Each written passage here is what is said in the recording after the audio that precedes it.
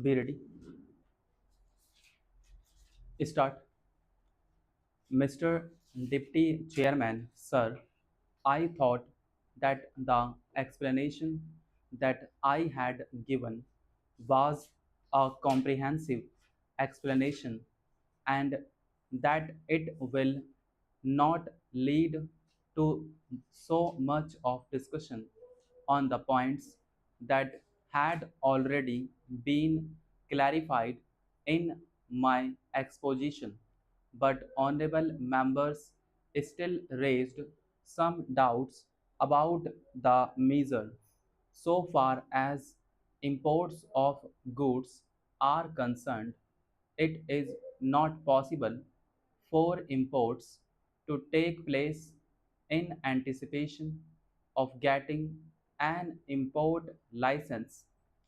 This measure, as the honorable member sitting there pointed out, is an enabling measure. The customs collectors have already a discretion in the matter and they have been exercising this discretion for years, and because the honorable member sitting there has got some practical experience of how this discretion is exercised at the ports, he has said that this will mitigate the difficulties that are being undergone by the importers and exporters. And as I pointed out in my speech, sir, when this discretion was stopped for the time being, all the traders and representatives of the trading sections met and expressed their acute difficulties in this regard, that they were not able to move forward in regard to export or import, especially with regard to the export of tea. Perhaps you know, sir, that for tea the license can be sold and purchased in the market.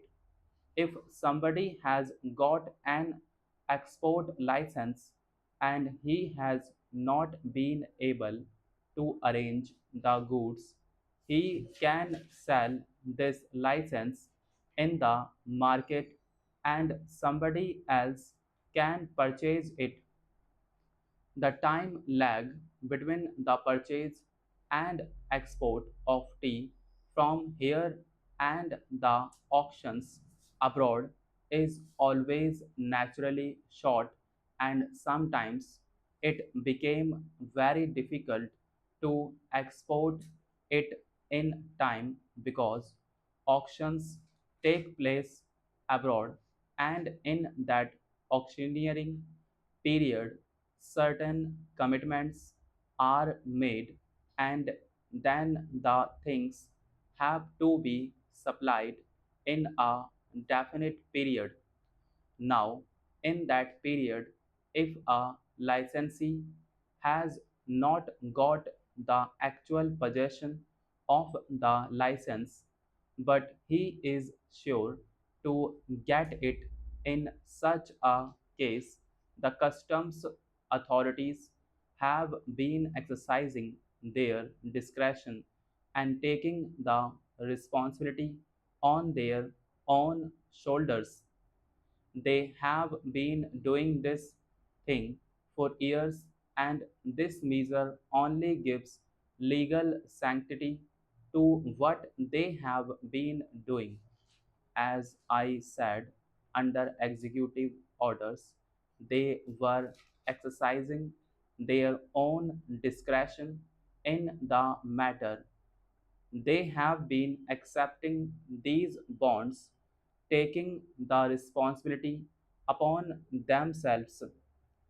As I said, I think it is more secure for those customs collectors to have legal sanctity behind their actions. So, before taking any steps, they themselves will be conscious of the legal consequences of the whole thing. Now, if they take certain bonds in an irresponsible manner, the responsibility is not only of the importer or the exporter, the responsibility in legal terms is of the customs collector also. Therefore, sir, the apprehension that has been expressed by the honorable member sitting opposite is not quite correct. I can still assure the House on the point that so far as the customs collectors are concerned, there is a code of conduct, and in exercising their discretion, they are guided by the instructions given to them from time to time by their higher authorities at the center. They have got a code of conduct under which they have this freedom of discretion, and they are always conscious of the responsibility that they owe to their superior officers at the center. They are guided through directions given by the center from time to time, and I can assure the House that so far as the instructions are concerned, they have been complied with, and we have not had cases so far brought to our notice where the customs collectors have misused their discretion.